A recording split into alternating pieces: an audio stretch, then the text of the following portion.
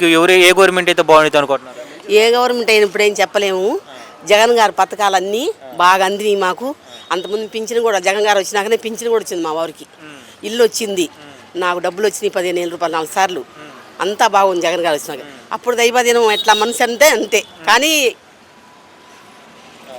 మీ మనసులో అయితే ఎవరికైతే ఓటేస్తా అంటారు నెక్స్ట్? అది చెప్పలేములేండి ఇప్పుడు. మీ అభిప్రాయం మీరు చెప్పండి. దానివల్ల ఏమైనా ప్రాబ్లం వస్తే ఏమని మన మనసులో మాట మంది ఎవరికి వేస్తాంలేండి. వేయకుండా ఎట్లా ఉంటాం? మా కొడుకు మేమే 10 మంది దాకా ఉన్నాం. ఇప్పుడు మీరు మంచిగా పథకాలు అందని అని అంటున్నారు కదా. ఇప్పుడు చంద్రబాబు నాయుడు గారు కూడా 6 గ్యారెంటీలని ఇంటికి 3 గ్యాస్ సిలిండర్లు ఫ్రీ అంటున్నారు. ఇంట్లో ఎంతమంది ఉంటే అంతమంది అంటున్నారు కదా, పిల్లలకి డబ్బులు అన్నారు కదా. దాని మీద మీ అభిప్రాయం ఏంటి? మా అభిప్రాయం ఏముంది, ఎవరైనా కానీ సాయం చేస్తున్నారు కదా, బాగానే చేస్తున్నారు కదా సాయం. ఆయన చంద్రబాబు నాయుడు కూడా బాగానే చేస్తాడు. ఆయన వచ్చినా ఇబ్బంది లేదు, బాగానే చేస్తారు. మా ముసలోళ్ళని కనిపెట్టి మాకు పింఛన్లు కానీ ఇది కానీ ఇల్లు కూడా వచ్చింది, ఆయన ఇచ్చింది ఇల్లు కూడా వచ్చింది. అంతా బాగుందయ్యా, అంతా బాగుంది. మీరు జగన్ గారి పరిపాలన చూసారు, చంద్రబాబు పరిపాలన చూసారు కదా. మీరు ఇద్దరు ఎవరిది బాగుంది అనిపించింది మీ పరిపాలన? అట్లా అడక్కకండి అయ్యా. ఎవరి పాలన అయినా ఒకటే వాళ్ళు. అదేంది, ఎవరి పాలన అయినా ఒకటే పాలన అయినా కానీ మీకు మాత్రం లబ్ధి పొందుతున్నారు. అన్ని లబ్ధి పొందుతున్నాం. అన్ని ఆయన బాగా అన్ని. అంతకుముందు పింఛన్ 2 సార్లు పెట్టినా రాలా మా వారికి. తర్వాత ఇప్పుడు ఈయన 4 ఏళ్ళ నుంచి పింఛన్ వస్తుంది. అన్ని నాకు 4 సార్లు డబ్బులు పడ్డాయి. అంతా బాగుందయ్యా. అంటే పూర్తిగా మద్యపానం అనేది లేకుండా చేసి, అంటే ముందు అనేది లేకుండా చేసి నేను ఓట్లు అడుగుతాను జగన్ గారు చెప్పారు గతంలో. ఇప్పుడు అనేది ముందు అనేది చచ్చిపోతున్నారుగా. అది ఇప్పుడు లేకుండా చేయలేదు కదా జగన్ గారు. దాని మీద మీరు ఏమంటారు? దాని మీద ఏమంటాం, ఆయన మరి అట్లా చేస్తున్నా మనం ఏమంటాం మరి. మనం ఏమంటాం, అది చాలా మంది పాపం స్త్రీలు బాగా అల్లాడిపోతున్నారు కదా. అది ఎవరు వచ్చినా పర్వాలేదా, ఎవరైనా మా అమ్మ మా పట్టుని కనిపెట్టుకొని చూస్తే అదే 10 ఏళ్ళు. థ్యాంక్స్ అమ్మా. ఇప్పుడు మీకు 5 సంవత్సరాల్లో జగన్ గారి పరిపాలన ఎలా అనిపించింది? బాగానే ఉందిలే కానీ, కాకపోతే మా ఆయన వికలాంగుడు, జీతం అదే పెన్షన్ పెంచలేదు. నా కడుపులో అది ఉంది, ఉన్నమాట చెబుతున్నానుగా. సంక్షేమ పథకాలు అందినాయా మీకు? అన్నీ అందినాయి, అన్నీ బాగానే ఉన్నాయి. ఇప్పుడు మరి కొద్ది రోజులు ఎలక్షన్స్ వస్తున్నాయి కదా, మీకు ఏ గవర్నమెంట్ అయితే కావాలనుకుంటున్నావు? నువ్వు ఏదైతే బాగుంటుంది అనుకో? జగన్ గారే కావాలనుకుంటున్నాను. ఎందుకని జగన్ గారే కావాలనుకుంటున్నాను? మాకు ఇల్లు ఇచ్చాడు, మాకు కాపు లోన్ ఇచ్చాడు. కాకపోతే మా ఆయన వికలాంగుడు, ఇది పెన్షన్ పెంచలేదు. అది ఒక్కటే ఉంది, ఇంకంతే. అన్నీ బాగానే ఉన్నాయి. అంటే ఇప్పుడు పూర్తిగా మద్యపానం నిషేధం చేసి అమ్మని అక్కని చెల్లెళ్ళని అందరినీ ఓట్లు అడుగుతానన్నాడు. ఆ పూర్తి మద్యపానం అనేది జరగలేదు కదా ముందు. బాగానే ఉందిలే, పర్లేదు. అదే ముందు తాగటం వల్ల జనాలు చచ్చిపోతున్నారు అంటున్నారు. ఏందో మరి కలిసి ఏందో జరుగుతుందంట కదా, మరి అది ఏందో తెలియదు కదా మనకి. మరి కల్తీ మద్యం జరుగుతున్నప్పుడు మరి జగన్ రావాలని ఎందుకు అంటున్నారు?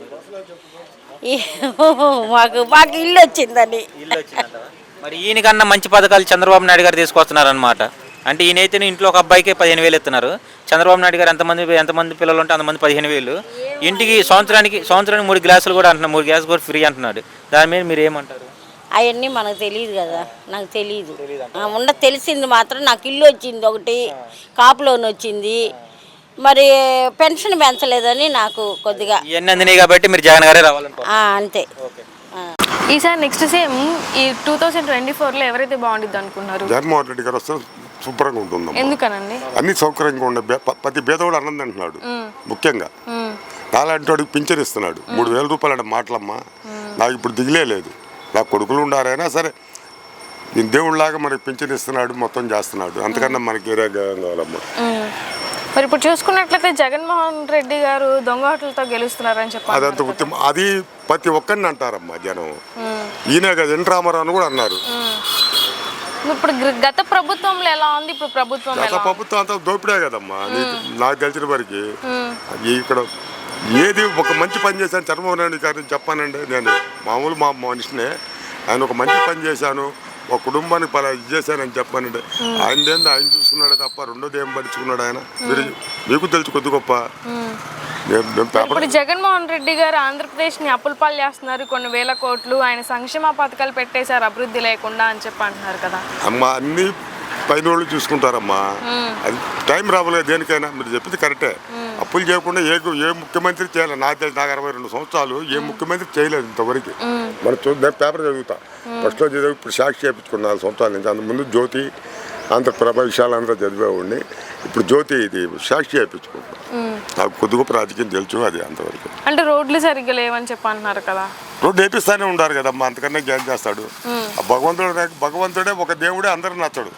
ఓకే, ఈసారి 175 సీట్లలో పొద్దులతో ఉన్న టీడీపీ జనసేనకి ఎన్ని సీట్లు వస్తాయి? జగన్ 10 వస్తాయమ్మా వాళ్ళకి. టీడీపీకి కానీ జనసేనకి కానీ ఇతరులకు కానీ 10-15 లోపే వస్తాయి. నా ఐడియా, నా ఆలోచన. 3 రాజధానులు అని చెప్తున్నారు కదా. చేస్తానంటున్నాడు కదా, ఓపు బాగా పట్టాలి కదమ్మా. ఇప్పుడు ఆయన చెప్పిన మాట మనం ఊంకొట్టుకోం, మనకు ఆయన చేయపోతే కదా మన ఆయన. 3 రాజధానులు అంగీకరిస్తారా? నాదేముందమ్మా, నేను మీలాంటి మనిషినే కదా, మానవుడినే కదా, మనం మధ్య తరగతి. అంటే గతంలో చంద్రబాబు నాయుడు అమరావతి రాజధాని అంటే ఈయన 3 రాజధానులు అంటున్నారు కదా. ఏమ్మా, భగవంతుడు అందరు నచ్చడు కదా మనకి. మీకు తెలియదు నాకు. నేను యేసుప్రభుని, నేను బెస్తవాళ్ళం వెంకటేశ్వర స్వామి, నా పేరు వెంకన్న. అయినా మేము యేసుప్రభుని నమ్ముకున్నాం. అప్పుడు నేను తాగేవాడిని, ఇప్పుడు మానేశాను. నా గురించి చెప్తున్నా. ఇప్పుడు నాకు హాయిగా ఉంది. ఈసారి 175 సీట్లతో ఎవరు గెలుస్తారు అంటారు? 150 పైన జగన్మోహన్ రెడ్డి గారు వస్తారు నా అంచనా. నెక్స్ట్ సీఎం కూడా ఆయనే అంటారు. గ్యారెంటీ. ఓకే అండి, ఆయన బతుకున్నంతగా ఆయనేనమ్మా నా ఐడియా ప్రకారం. బాబాయ్, ఇప్పుడు కొన్ని రోజులు మరి ఏపీలో ఎలక్షన్స్ రాబోతున్నాయి కదా, మీకు ఏ గవర్నమెంట్ అయితే బాగుంటుంది అనుకుంటున్నారు? అయ్యా, ఇప్పుడు జనం ఏంటంటే మనిషికి చెప్పలేం. ఇళ్లలో 2-3 పార్టీలు ఉంటాయి. మాకు జగన్ పథకాలు గతకాలు కానీ కొద్దిగా బాగానే ఉన్నాయి. అయ్యా, సంక్షేమ పథకాలు అంతా అన్నీ బాగానే ఉంది.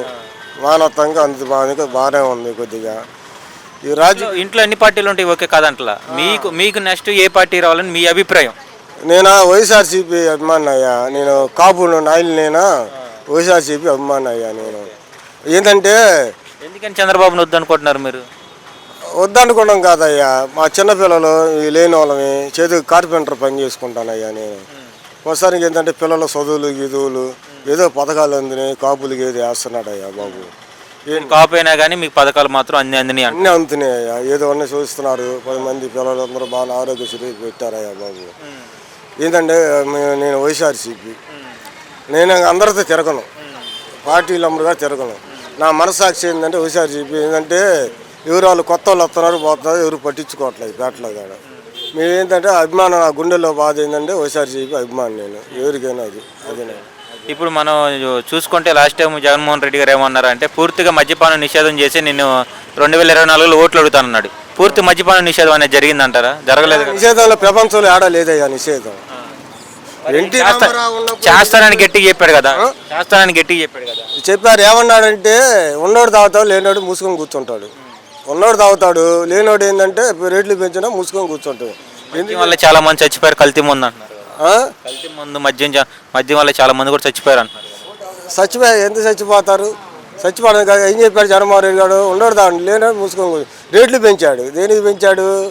లేనోడు ఏం చేస్తాడు? పని చేసుకున్నాడు కాదు ఏంటంటే ఉండకు తాగుతాడు. లేదా ఉన్నాడు ఏంటంటే డబ్బు ఉన్నాడు క్యాష్ పెట్టుకుని తాగుతాడయ్యా బాబు.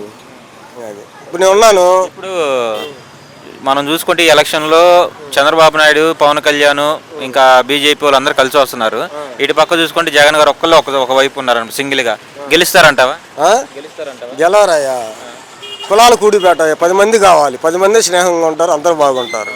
నాకు వరకు ఏంటంటే నాకు 10 మంది స్నేహం. నాకు మా కులం మాకు తేడా. జగన్ గారు గెలుస్తారంటావు, గెలవరంటావు నెక్స్ట్ టైం ఏంటయ్యా, మానవత్వానికి అయితే గెలుస్తాడు. అది చెప్పలేము ఎలక్షన్లో. అది ఎవరు మానవత్వం ఎవరు మనసులో ఏముందో ఎవరు తెలియదు. పోయినసారి 151 వచ్చినాయి, ఈసారి ఎన్ని వస్తాయి అనుకుంటున్నావు? నా ఎస్టిమేషన్ ఏంటంటే 135-140 వస్తాయి అనుకుంటున్నాను నేను. 135-140 వస్తాను అంత అనుకుంటున్నాను. 2024లో జగనే గవర్నమెంట్ ఫోన్ చేస్తారంట. చేస్తాను బాబు. కూర్చోండి. మీ మనసే రాజమహేంద్రం మిమ్మల్ని కూడా దీవించాలి. ఏంటంటే 10 మంది. Hi madam. ఇప్పుడు ఏపీలో నెక్స్ట్ ఎలక్షన్స్ రాబోతున్నాయి కదా, మీకు ఏ గవర్నమెంట్ అయితే మీరు బాగుంటుందని మీరు అనుకుంటున్నారు? ఇప్పుడు ప్రజెంట్ అయితే జగన్ ఉన్న గవర్నమెంట్ బాగానే ఉందండి. మాకు మా పరంగా అయితే మా పాప కాక్లియర్ ఇంప్లాంటేషన్ సర్జరీ జరిగింది.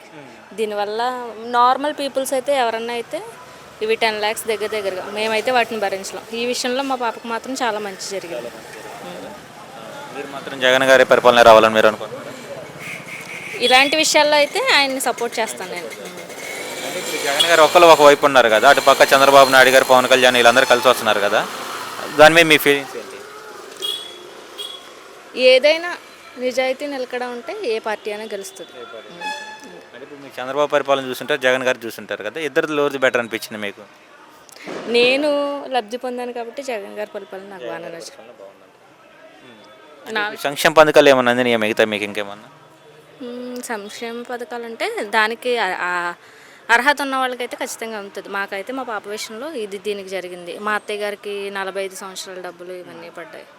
ఓకే, మీరు మాత్రం 2024లో ఒక మొక్కలో ఏ గవర్నమెంట్ అయితే మీకు బాగుంటుందని మీరు అనుకుంటున్నారు?